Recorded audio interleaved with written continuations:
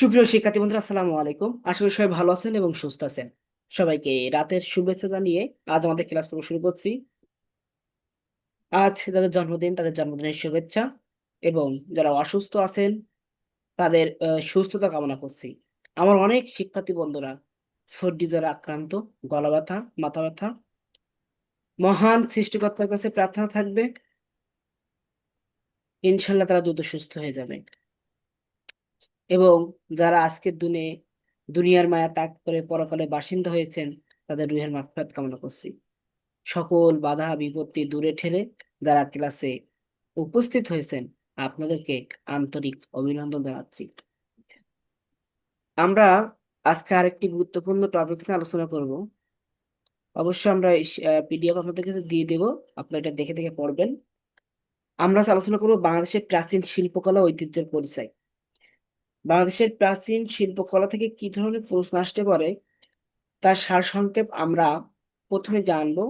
তারপর এখান থেকে গুরুত্বপূর্ণ যে প্রশ্নগুলো সেগুলো ব্যাখ্যা সহকারে পড়বো। তুমি আহসান যেটা মঞ্জিল ভর্তি কোথায় দিলে না অবস্থিত? তাই করে দিই। ঢাকা। মহাস্থানগড় যেটা ভর্তি জাদুঘর দিলে কোথায় না অবস্থিত? তাই করে বগুড়া। দিই। জাতীয় জাদুঘর কোথায়? ঢাকা। ময়নামতি কোথায়? কুমিল্লা। বরেন্দ্র জাদুঘর কোথায় অবস্থিত? রাজশাহী। পাহাড়পুর কোথায় অবস্থিত? নওগাঁ। মৌর্য বংশের শক্তিশালী রাজাকে? সম্রাট অশোক। চিত্রে ঢাকা অবস্থিত যুগের সেটা বিখ্যাত না রাজা বলতে কি? বলে সমুদ্র। তোমার খালি তো ঘুম। পাল রাজবংশের প্রতিষ্ঠাতাকে? গোপাল। পাল রাজবংশের শ্রেষ্ঠ রাজাকে? ধর্মপাল। এটা কিন্তু উল্টো পাল্টা হয়ে যায়। পাল রাজবংশের শ্রেষ্ঠ রাজাকে আর পাল রাজবংশের প্রতিষ্ঠাতাকে। প্রতিষ্ঠাতা বললে গোপাল, আর শ্রেষ্ঠ বললে ধর্মপাল। এটা মনে রাখবেন। ধর্মপাল শ্রেষ্ঠ রাজা আর গোপাল হলো প্রতিষ্ঠাতা রাজা। বাংলা ভূমি অঞ্চলের শাসন ব্যবস্থা, এই সিরিয়াল সিকোয়েন্সটা ঠিক রাখবেন।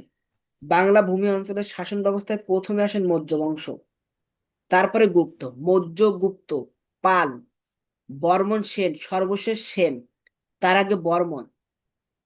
সহজ ভাবে এইভাবে ছন্দ আকারে মনে রাখার চেষ্টা করবেন। মৌর্য, গুপ্ত, পাল, বর্মন, সেন। মৌর্য, গুপ্ত, পাল। মৌর্য, গুপ্ত, পাল, বর্মন, সেন। মৌর্য, গুপ্ত, পাল, বর্মন, সেন। এভাবে মনে রাখবেন। আদি যুগে গোটা বাংলা অঞ্চল বিভক্ত ছিল দুই ভাগে। উত্তর ও উত্তর পশ্চিম অঞ্চলের নাম ছিল গৌড় রাজ্য, এবং দক্ষিণ পূর্ব ভাগের নাম ছিল সমতট। আদি যুগে গোটা বাংলা অঞ্চল কয়টি অঞ্চলে বিভক্ত ছিল? দুইটি অঞ্চলে বা দুই ভাগে। বখতিয়ার খিলজি কত সালে এবং কাকে পরাজিত করে বাংলা অঞ্চলের রাজত্ব শুরু করেন? 1204 সালে লক্ষণ সেনকে। বখতিয়ার খিলজি কোন জাতের? তুর্কি। অর্থাৎ বখতিয়ার খলজির জাত ছিল কোনটা? তুর্কি জাত ছিল। সুলতানি আমলের রাজা, সুলতানরা কে কে ছিলেন? সুলতানি আমলের রাজা কারা ছিলেন? ফখরুদ্দিন মুবারক শাহ, শামস উদ্দিন ইলিয়াস শাহ, সেকেন্দার শাহ, গিয়াসউদ্দিন আজম শাহ, জামাল উদ্দিন মোহাম্মদ শাহ, আলাউদ্দিন হোসেন শাহ, গিয়াসউদ্দিন মাহমুদ শাহ। এগুলো কিন্তু সব সিরিয়ালে দেওয়া। প্রথমে ছিল ফখরুদ্দিন মুবারক শাহ, এই প্রথম শাসন করছিল। তারপরে শাসন করছে শামসুদ্দিন ইলিয়াস শাহ, তারপর সেকেন্দার শাহ, গিয়াসউদ্দিন আজম শাহ, জামাল উদ্দিন মোহাম্মদ শাহ, এরপর আলাউদ্দিন হোসেন শাহ, সর্বশেষ গিয়াসউদ্দিন মাহমুদ শাহ। বাংলার শেষ স্বাধীন নৃপতি কে ছিল? অর্থাৎ স্বাধীন সম্রাট কে ছিল? সিরাজউদ্দৌলা। ইংরেজরা ভারতবর্ষ শাসন করেন 200 বছর। কত সালে ভারত ও পাকিস্তান নামে দুটি দেশ স্বাধীন হয়? 1947 সালে। ব্রাণ শব্দের অর্থ মানব শূন্য বা জনমানবহীন, যেখানে লোকজন নাই। ওয়ারী বটেশ্বর নরসিংদী তে অবস্থিত। নাটেশ্বর সভ্যতা কোথায় অবস্থিত? মুন্সিগঞ্জ জেলার টঙ্গিবাড়ি উপজেলায়। মুন্সিগঞ্জ, টঙ্গিবাড়ি, এতটুকু মনে রাখতে হবে। মুন্সিগঞ্জ জেলা আর টঙ্গিবাড়ি উপজেলা। বাংলা অঞ্চলের প্রাচীন শিল্পকলা ও স্থাপত্যের নিদর্শন কোথায় পেয়েছি আমরা? লৌহ তামার হাতিয়ারে, হাঁড়ি পাতিল, মূর্তি, পোড়ামাটির ভগ্ন পাত্র, পাথরের মূর্তি, শিলালিপি, ফরমান খিলান, স্তম্ভ, মুদ্রা ও অলংকার।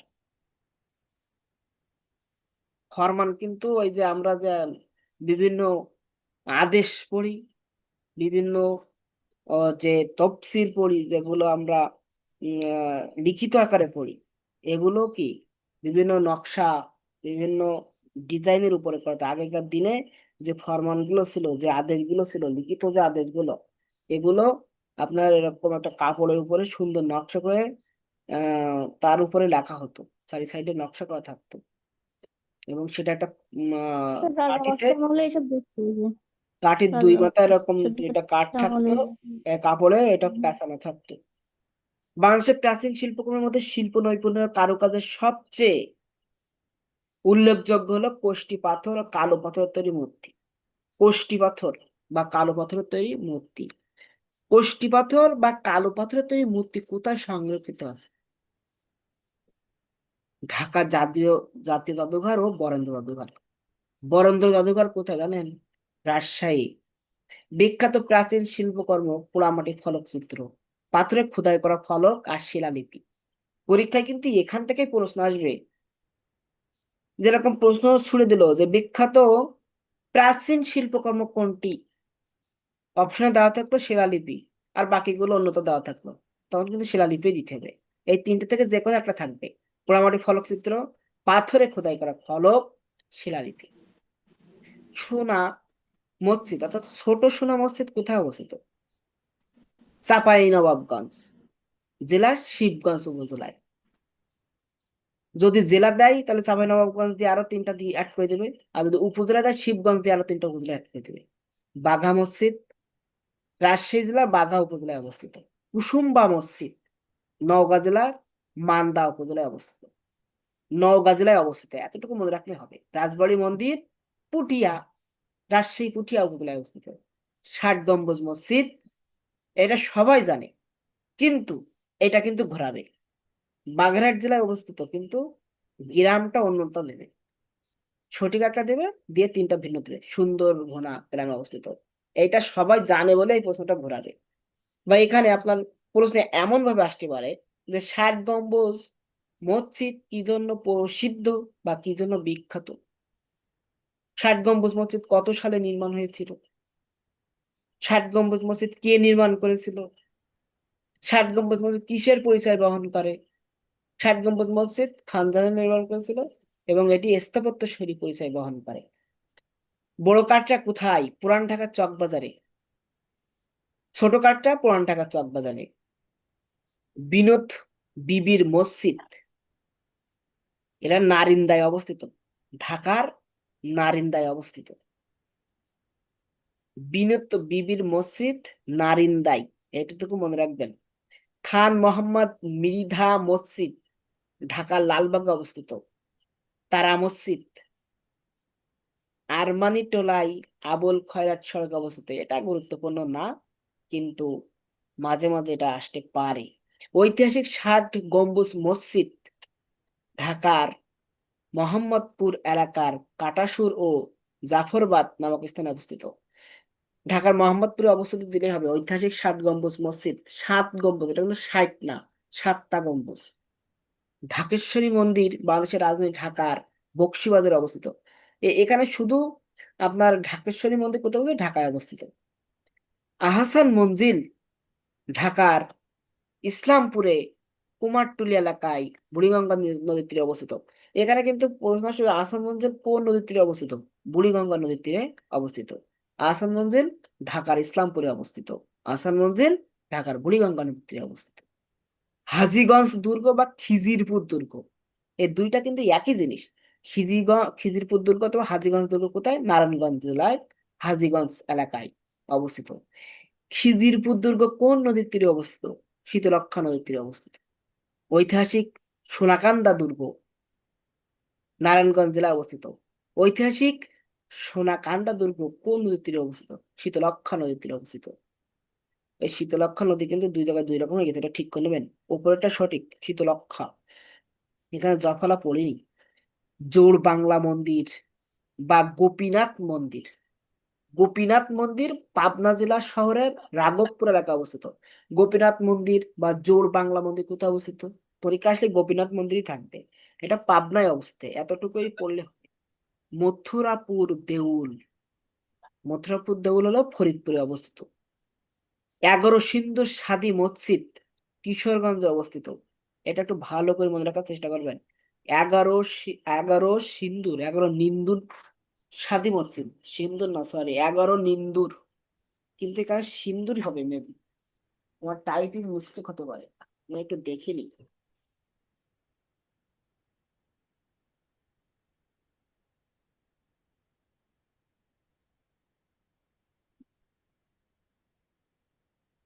হ্যাঁ, 11 সিন্দুর হবে, আপনারা ঠিক করে নেবেন, নিন্দুর না, সরি, সিন্দুর হবে, সিন্দুর, 11 সিন্দুর।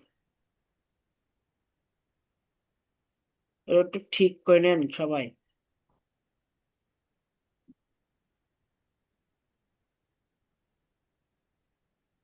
মনে থাকবে আপনাদের।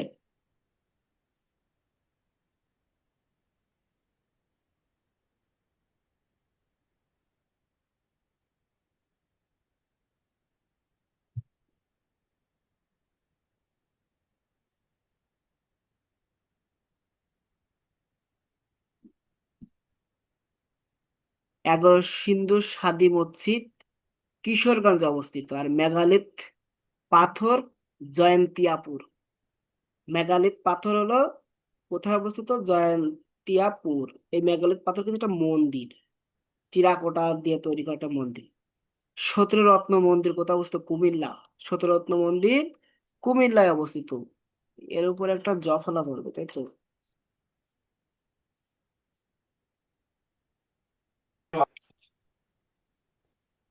একটা প্রতিবেশী ভাইয়ের সেই হলো হোটেল ভাই তো সব এক জায়গায়।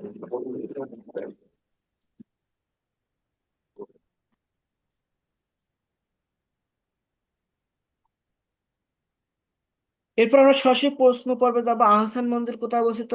সবাই জানেন, বলেন। আহসান মঞ্জিল কোথায় অবস্থিত? ঢাকা, সিলেট, রাজশাহী, খুলনা, কোথায় অবস্থিত? ঢাকা। ঢাকাতে অবস্থিত।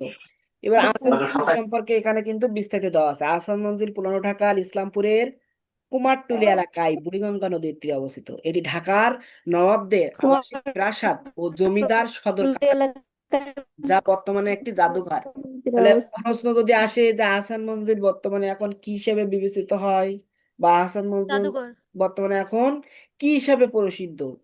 জাদুঘর নামে। জাদু- পিঙ্ক প্যালেস বা গোলাপি প্রাসাদ প্রাসাদ নামেও পরিচিত। জাদুঘর। পিঙ্ক প্যালেস বা গোলাপি প্রাসাদ নিচের কোনটি পিঙ্ক প্যালেস বা গোলাপি প্রাসাদ প্রাসাদ নামে পরিচিত? তখন কিন্তু আহসান মঞ্জিল। আহসান আহসান মঞ্জিল। মঞ্জিল। এই স্থাপনাটি 1859 থেকে 1872 সালের মধ্যে নির্মিত হয়েছে। তাহলে 1859 থেকে 1872 সাল থেকে এটি নির্মিত হয়েছিল। বরেন্দ্র জাদুঘর রাজশাহীতে অবস্থিত, এবং বরেন্দ্র জাদুঘর সম্পর্কে এখানে বিস্তারিত দেওয়া হয়েছিল। এটি 1910 সালে প্রতিষ্ঠিত প্রথম জাদুঘর, বাংলাদেশের প্রথম জাদুঘর বরেন্দ্র জাদুঘর। এটি কিন্তু একটা গবেষণাধর্মী জাদুঘর। এরপর বাংলাদেশের প্রাচীন স্থাপত্য কান্তজির মন্দির কোথায় অবস্থিত?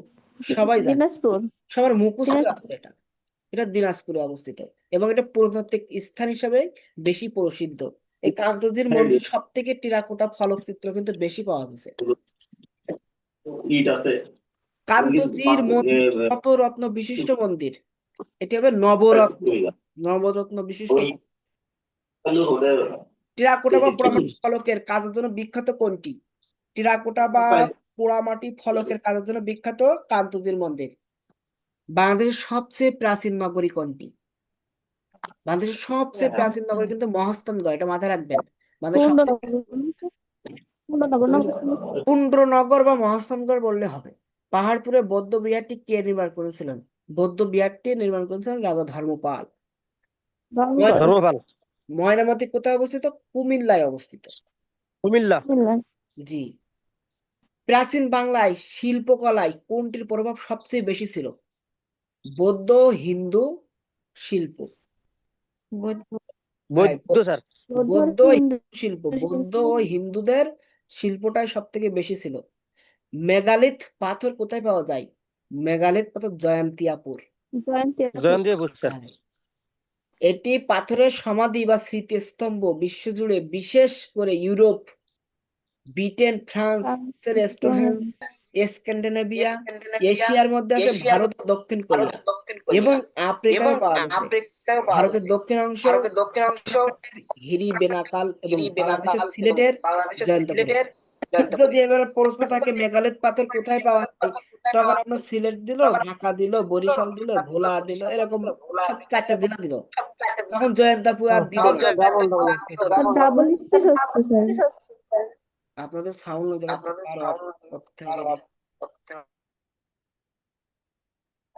আপনাদের এখন সাউন্ড অন করার দরকার নেই। আমি জিজ্ঞাসা করলে যে কেউ একজন অন করবে, অন করে আবার বন্ধ করে দেবেন।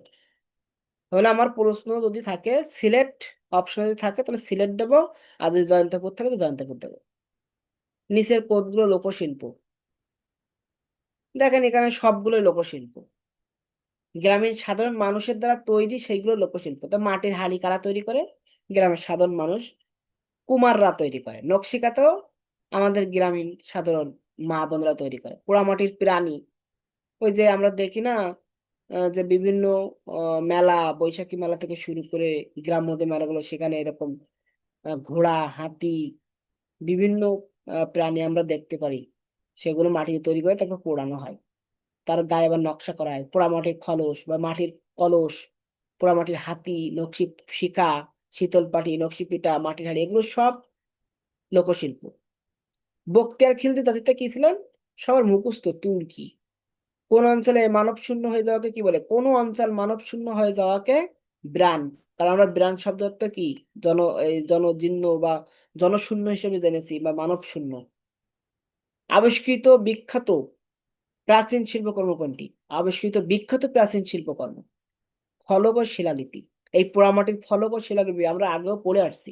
দিনাজপুরের মহারাজার ব্যবহার্য সামগ্রী কোথায় সংরক্ষিত আছে? জাতীয় জাদুঘরে আছে। বাংলার কোন শিল্পের সুনাম বহুকালের? তাঁত শিল্প। এই তাঁত শিল্প কিন্তু অনেক আগের এবং এর সুনাম খুব বেশি। পর্তন্য নামে এন্ডি বা মোগা জাতীয় সিল্ক তৈরি হতো কোথায়? এটা খুবই গুরুত্বপূর্ণ একটা প্রশ্ন। পর্তন্য নামে এন্ডি বা মোগা জাতীয় সিল্ক তৈরি হতো মগধ ও পুন্ডরে। মগধ ও পুন্ডরে। পর্তন্য হলো এক ধরনের এন্ডি বা মোগা জাতীয় বন্য রেশম। এটি সাধারণত সোনালী হলুদ বা প্রাকৃতিক আভা যুক্ত হতো, যা অত্যন্ত টেকসই উজ্জ্বল টেক্সচারের জন্য পরিচিত ছিল। পর্তন্য নামে এন্ডি বা মুগা জাতীয় প্রাচীন সিল্ক বা রেশমি বস্ত্র মূলত প্রাচীন বঙ্গ, পুন্ড্রবর্ধন, বর্তমানে বগুড়া ও উত্তরবঙ্গ অঞ্চল এবং মগধ অঞ্চলে তৈরি হতো। প্রাচীন শিল্পকর্মের ঐতিহ্যবাহী ফলকগুলো এখনো কোথায় শোভা পাচ্ছে? বিভিন্ন মন্দিরে। আপনারা যখন বিভিন্ন মন্দিরে যাবেন এগুলো খেয়াল করবেন, দেখবেন যে সেখানে পোড়ামাটির বিভিন্ন চিত্র, সেখানে বিভিন্ন দেব দেবী থেকে শুরু করে বিভিন্ন নকশা দেখবেন, সেগুলো মন্দিরে সুন্দর করে সংরক্ষণ করা আছে এবং মন্দিরের দেয়ালগুলোতে স্থাপন করে আরো সৌন্দর্যবর্ধিত করা হয়েছে। ওয়ারি বটেশ্বর কোথায় অবস্থিত? একটু আগেই আপনাদের আমি উপরে আলোচনা করছি, নরসিংদী। ওয়ারি বটেশ্বর নরসিংদীর বেলাবো উপজেলায় অবস্থিত। নাটেশ্বর সভ্যতা কোথায় অবস্থিত? এটা খুবই একটা গুরুত্বপূর্ণ প্রশ্ন। নাটেশ্বর সভ্যতা কোথায় অবস্থিত? মুন্সিগঞ্জ। নাটেশ্বর মুন্সিগঞ্জে অবস্থিত, এটা মাথায় রাখবেন। নাটেশ্বর মুন্সিগঞ্জ, নাটেশ্বর মুন্সিগঞ্জ। কুসুম্বা মসজিদ, এটা সবাই জানে, নওগাঁ, আগেই পড়েছি। রাজবাড়ী মন্দির, পুটিয়া। 60 গম্বুজ মসজিদ কি হিসেবে বিখ্যাত? এই যে চলে আসছে 60 গম্বুজ মসজিদ কি হিসেবে বিখ্যাত? স্থাপত্য শৈলী হিসেবে বিখ্যাত। 60 গম্বুজ মসজিদ বাংলাদেশের বাগেরহাটে অবস্থিত। 1500 শতকের একটি ইউনেস্কো ওয়ার্ল্ড হেরিটেজ সাইট, যা খান জাহান আলী কর্তৃক নির্মিত সুলতানি আমলের বৃহত্তম মসজিদ। 160 × 108 ফুট পরিমাপের একটি অপূর্ব স্থাপত্য শৈলীতে 81টি গম্বুজ, কোনায় 4টি শহর এবং 60টি স্তম্ভ রয়েছে, যা তগলক স্থাপত্যের আদলে ইটের তৈরি। এটি নামাজ, মাদ্রাসা ও সভাঘর হিসেবে ব্যবহৃত হতো। তাহলে 60 গম্বুজ মসজিদ 1500 শতকের দিকে তৈরি হয়েছিল। এরপরে আমরা আলোচনা করছি বিনত বিবির মসজিদ কোথায় অবস্থিত? বিনত বিবির মসজিদ নারিন্দাই। বিনত বিবির মসজিদ হলো নারিন্দায় অবস্থিত, ঢাকার নারিন্দায়। ঢাকা নারিন্দায়। কে নির্মাণ করেন? বখত, মোসাম্মদ বখত বিনত এটি নির্মাণ করেন। মোসাম্মদ বখত বিনোদ। আর এটি সুলতান নাসিরউদ্দিন মাহমুদ শাহের শাসনামলে নির্মিত হয়েছিল। আহসান মঞ্জিল ঢাকা অবস্থিত। কোন নদীর তীরে? বুড়িগঙ্গা নদীর তীরে। কত সালে? 1859 থেকে 1872 সালে। নবাব আব্দুল গনির পুত্র খাজা আহসানুল্লাহর নামে এর নামকরণ। নবাব আব্দুল গনি পুত্র খাজা আহসানুল্লাহর নামে এর নামকরণ করা হয়। বাংলায় রেখা প্রকৃতির মন্দির হিসেবে পরিচিত কোনটি? এটা খুবই একটা গুরুত্বপূর্ণ প্রশ্ন, এটা ভালো করে মনে রাখবেন। রেখা মন্দির মথুরাপুর দেউল। বাংলায় রেখা প্রকৃতির মন্দির হিসেবে পরিচিত মথুরাপুর দেউল। আর এই মথুরাপুর দেউল কিন্তু সমাধিস্থল। 17 রত্ন মন্দির কোথায় অবস্থিত? 17 রত্ন মন্দির কুমিল্লায়। কুমিল্লা 17 রত্ন মন্দির অবস্থিত। কুমিল্লার জগন্নাথপুর গ্রামে অবস্থিত প্রায় 400 বছরের পুরানো 17 রত্ন মন্দির বাংলা টেরাকোটা স্থাপত্যের এক অপূর্ব নিদর্শন। তাই 17 রত্ন মন্দির কি জন্য বিখ্যাত? তখন আপনি দেবেন টেরাকোটা স্থাপত্যের জন্য। 1682 থেকে 1712 খ্রিস্টাব্দের মধ্যে ত্রিপুরার মহারাজ দ্বিতীয় রত্ন মাণিক্য বাহাদুর এই মন্দিরটি নির্মাণ শুরু করেন। দ্বিতীয় রত্ন মাণিক্য বাহাদুর এটি নির্মাণ করেন 1761 খ্রিস্টাব্দে। কৃষ্ণ মাণিক্য বাহাদুরের আমলে এর নির্মাণ কাজ সম্পন্ন হয়। বর্তমানে এটি প্রত্নতত্ত্ব অধিদপ্তরের অধীনে রয়েছে। এই ছিল আজ আমাদের মূল আলোচনা। এই শীটটা আপনাদেরকে দেওয়া হবে, আপনারা সুন্দর করে এটা পড়বেন। আর যে ভুলগুলো বললাম এগুলো একটু কারেকশন করে নেবেন, আপনার পড়ার সময় দেখলে বুঝতে পারবেন। এই যে 11 সিন্ধুর সাদি মসজিদ, 11 সিন্ধুর সাদি মসজিদ, টাইপ করার সময় একটু মিস্টেক হয়ে গেছে। সবাইকে অসংখ্য ধন্যবাদ আজকের ক্লাসে আমাদের সাথে যুক্ত থাকার জন্য।